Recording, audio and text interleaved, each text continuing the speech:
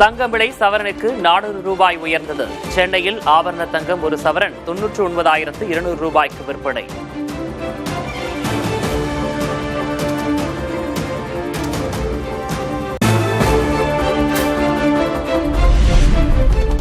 சென்னையில் வெள்ளி விலை கிராமுக்கு 11 ரூபாய் உயர்ந்து 222 ரூபாய்க்கு விற்பனை.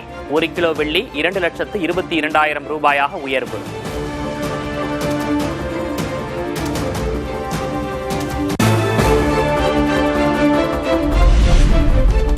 பீகாரில் பெண்களுக்கான 10,000 ரூபாய் உதவித்தொகையை தவறுதலாக ஆண்களுக்கு வரவு வைத்ததால் சர்ச்சை. பணத்தை திருப்பித் தர முடியாது என ஆண்கள் சிலர் மறுப்பதால் அதிகாரிகள் அதிர்ச்சி.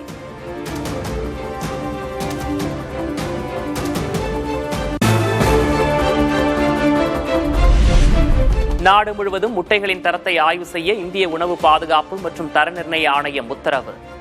தனியார் நிறுவனத்தின் முட்டைகளில் வேதிப்பொருள் கலந்திருப்பதாக வெளியான தகவலை அடுத்து நடவடிக்கை.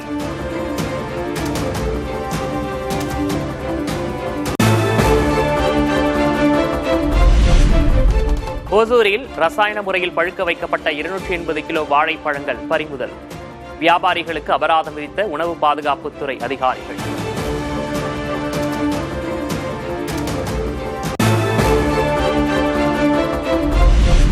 தமிழகம், புதுச்சேரியில் இன்றும் மழை பெய்யும். வரும் 20ஆம் தேதி வரை மழைக்கு வாய்ப்புள்ளதாக வானிலை மையம் கணிப்பு.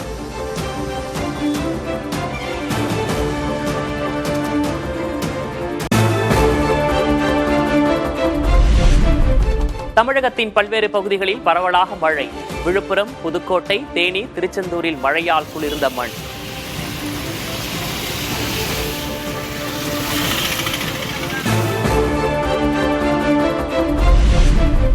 சென்னை மற்றும் புறநகர் பகுதிகளில் பரவலாக மழை.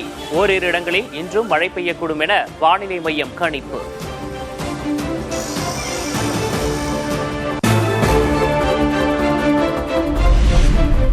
கனமழையால் பஞ்சலிங்க அருவியில் வெள்ளப்பெருக்கு. அமனலிங்கேஸ்வரர் கோயில் வளாகத்தை தண்ணீர் சூழ்ந்ததால் பொதுமக்கள் செல்ல தடை.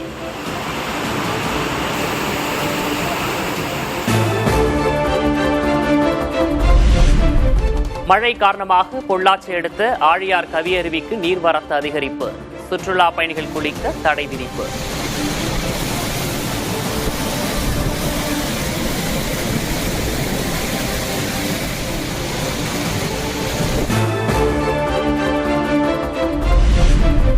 உதகையில் பெய்த சாரல் மழையால் பனியின் தாக்கம் குறைந்தது.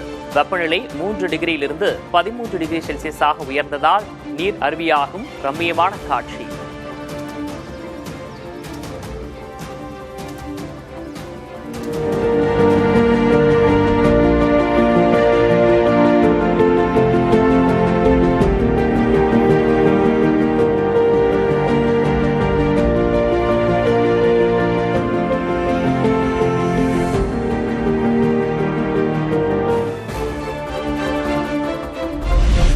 முழு கொள்ளளவை எட்டி ரம்மியமாக காட்சியளிக்கும் சென்னை மணலி ஏரி. 6,70,00,000 ரூபாய் செலவில் மேற்கொள்ளப்பட்ட புனரமைப்பு பணிகளால் அதிக அளவில் நீர்த்தேக்கம்.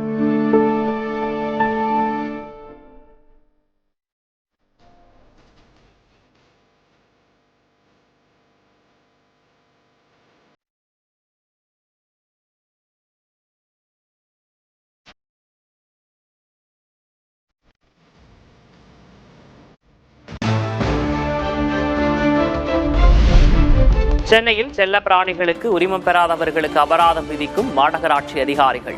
2 நாட்களில் மட்டும் 46,000 ரூபாய் அபராதம் விதிப்பு.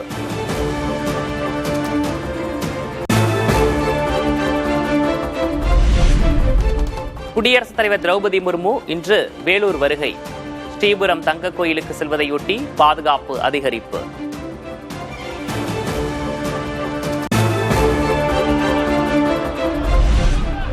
காப்பீட்டுத் துறையில் 100% அந்நிய முதலீட்டுக்கு அனுமதி அளிக்கும் மசோதா மீது மக்களவையில் விவாதம். தொடக்க நிலையிலேயே எதிர்ப்பு தெரிவித்த எதிர்க்கட்சிகள்.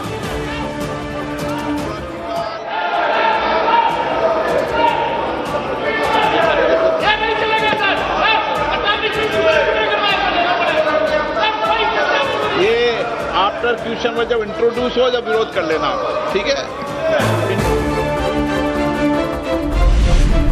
சென்னையில் இன்று நடைபெறுகிறது தமிழக பாஜகவின் உயர்மட்ட குழு கூட்டம். தேர்தல் வியூகம், தொகுதி பங்கீடு, கூட்டணியில் புதிய கட்சிகளை இணைப்பது குறித்து ஆலோசிக்க திட்டம்.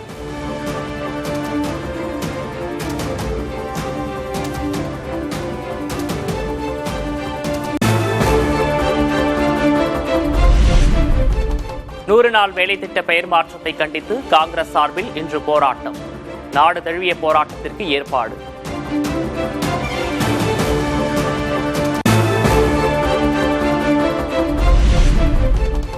விழுப்புரம் மாவட்டம் தைலாபுரத்தில் பாமக நிறுவனர் ராமதாஸ் தலைமையில் சற்று நேரத்தில் கூடுகிறது நிர்வாக குழு. சட்டமன்ற தேர்தலுக்கு தயாராவது குறித்து ஆலோசிக்க திட்டம்.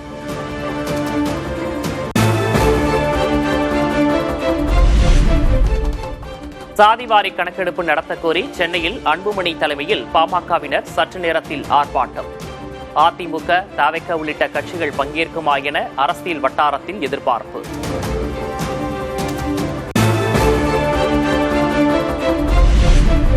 ஈரோடு விஜய் பரப்புரையில் அந்தந்த பகுதியினருக்கு ஒதுக்கப்பட்ட இடத்தில் மட்டுமே பங்கேற்பாளர்கள் அனுமதிக்கப்படுவர். வாகனத்தை பின்தொடரக்கூடாது, போக்குவரத்துக்கு இடையூறு செய்யக்கூடாது என்றும் தவிக தலைமை அறிவுறுத்தல்.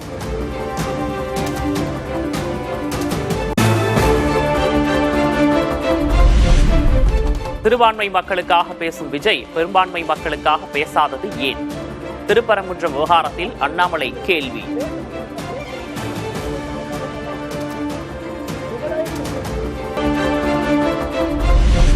திருப்பரங்குன்றம் தீபத்தூண் சர்ச்சை வழக்கை நீதிபதி ஜி.ஆர். சுவாமிநாதன் விசாரிக்க தடையில்லை. வழக்கு விசாரணை இன்றும் தொடரும் என உயர்நீதிமன்ற மதுரை அமர்வு அறிவிப்பு.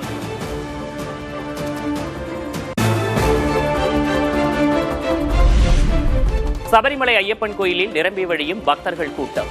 கடந்த ஒரு மாதத்தில் 26,81,000 பக்தர்கள் சாமி தரிசனம். டெல்லியில் மாசு கட்டுப்பாட்டு சான்றிதழ் இல்லாத வாகனங்களுக்கு நாளை முதல் எரிபொருள் வழங்கப்படாது. அதிகரித்து வரும் காற்று மாசுவை கட்டுப்படுத்த கடுமையாக்கப்பட்ட விதிகள்.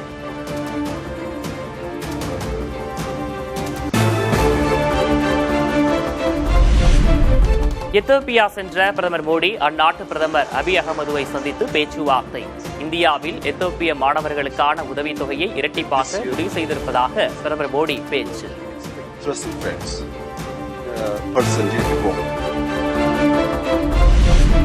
உலக தலைவர்களில் முதல் முறையாக பிரதமர் மோடிக்கு எத்தோப்பியாவின் உயரிய விருது வழங்கி கௌரவம். 140 கோடி இந்தியர்களுக்கு விருதை அர்ப்பணிப்பதாக பிரதமர் மோடி நெகிழ்ச்சி. Great honour.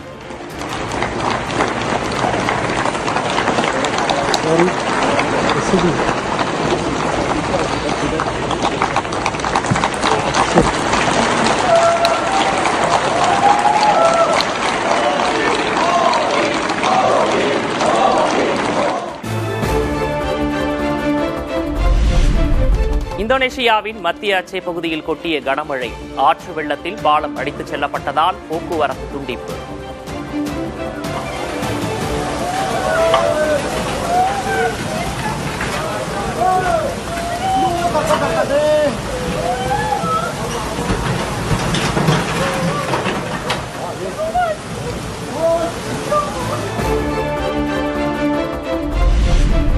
ஆஸ்திரேலியாவில் நடந்த துப்பாக்கிச் சூட்டில் தொடர்புடைய சஜித் அக்ரம் இந்தியாவைச் சேர்ந்தவர் என தகவல். ஹைதராபாத்தை பூர்வீகமாக கொண்டவர் 1998 சிட்னி சென்றதாக தெலுங்கானா போலீசார் விளக்கம்.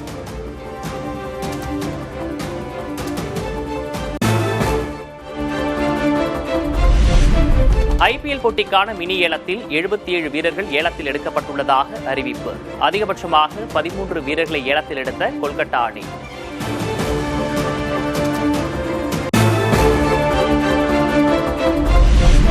ஐபிஎல் மினி ஏலத்தில் உள்ளூர் வீரர்களை குறிவைத்த சென்னை சூப்பர் கிங்ஸ் அணி. 20 வயது ஆல்ரவுண்டர் பிரசாந்த் வீர், 19 வயது விக்கெட் கீப்பர் கார்த்திக் சர்மா ஆகியோரை தலா 14 கோடியே 20 லட்சம் ரூபாய்க்கு வாங்கியது.